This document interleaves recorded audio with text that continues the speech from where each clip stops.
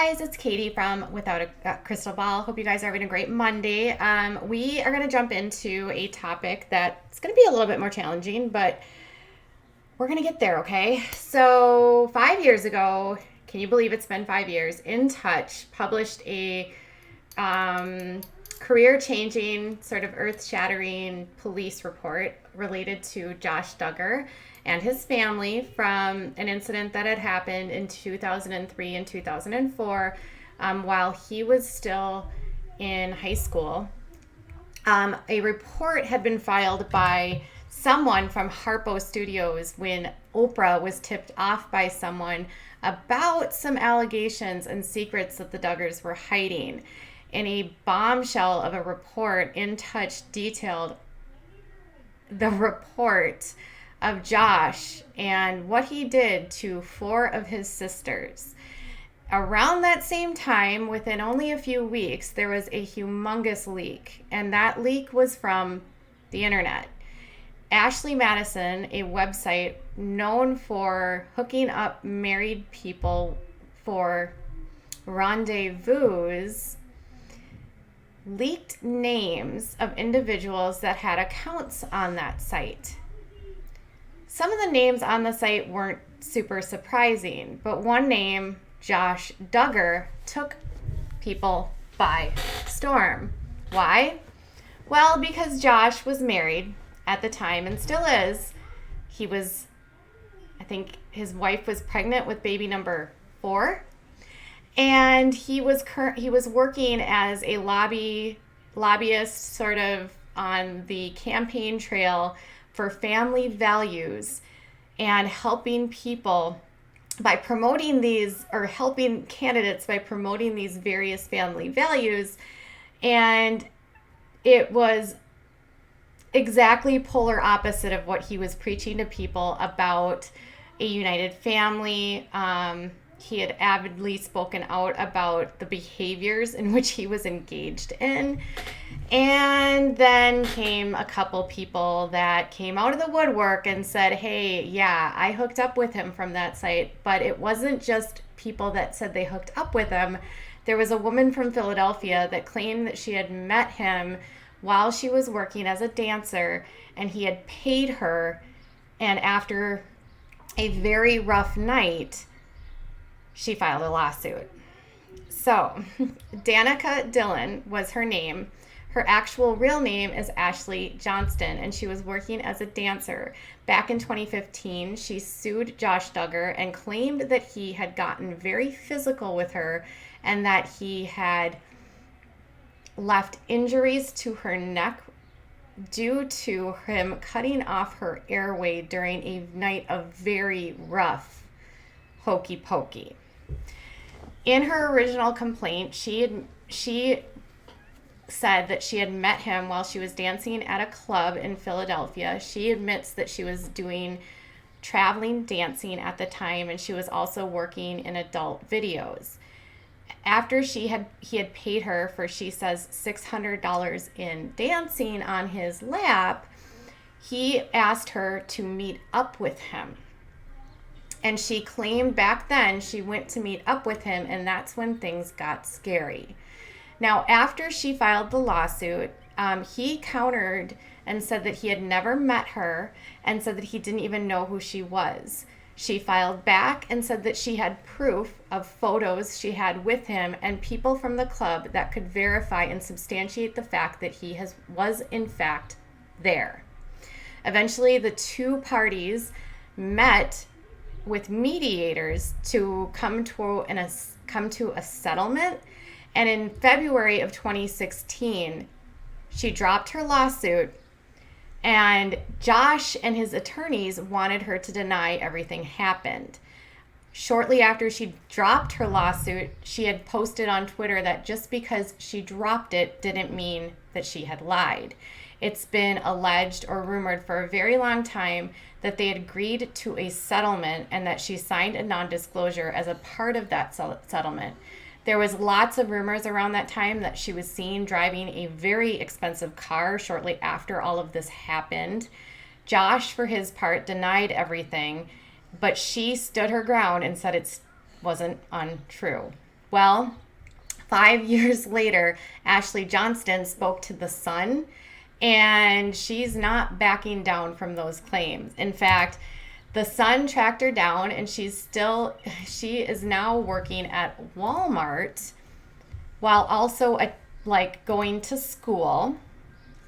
She is remarried, and she says that every single thing happened as she reported. So she actually sat down with The Sun. She says that she felt like Josh Duggar was going to kill her that night, and she needed a extensive therapy following these encounters to recover from the trauma she experienced. So in her interview, she alleges that she met him while she was working, and she said that the incident was so intense that she felt like he was trying to kill me.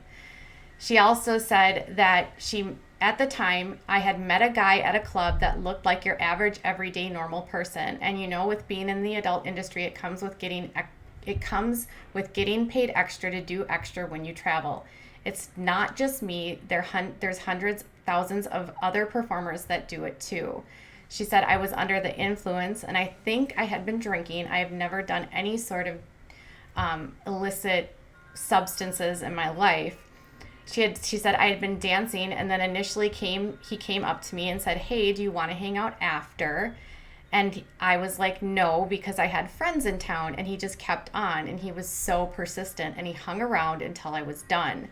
And then finally I was like, sure, whatever, here's my room number, message me, and I'll let you know when I'm ready.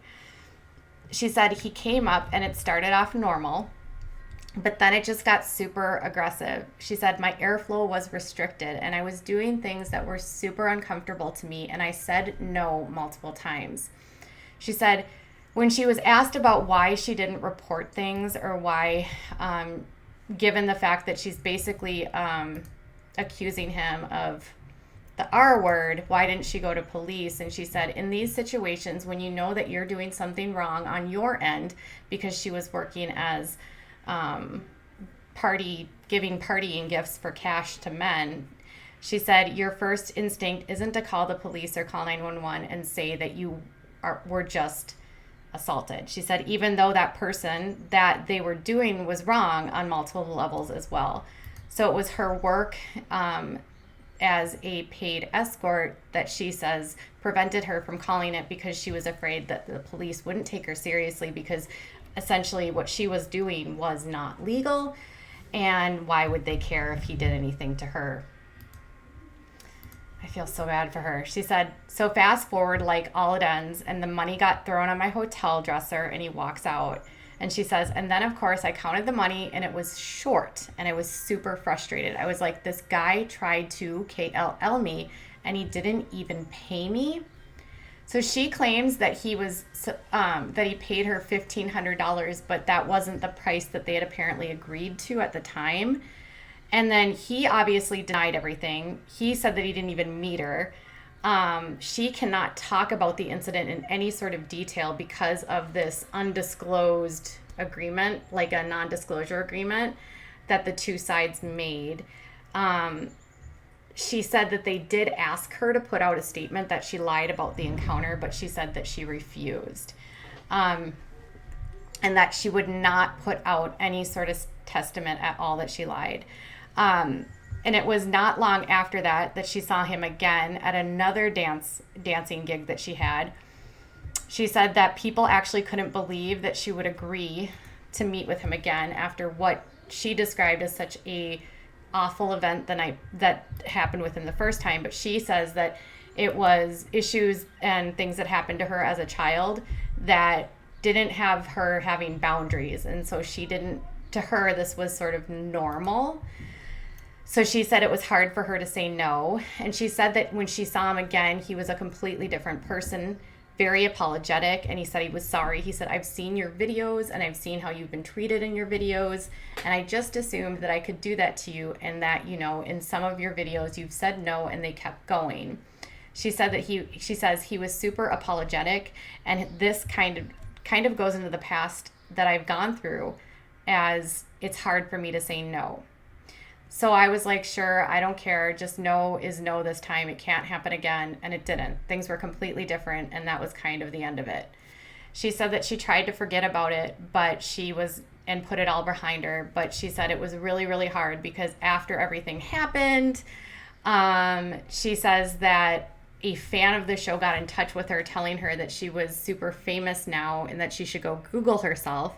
And she said, I Googled it and I saw a picture and a headline stating that I was a mistress or I was a homewrecker or something along those lines.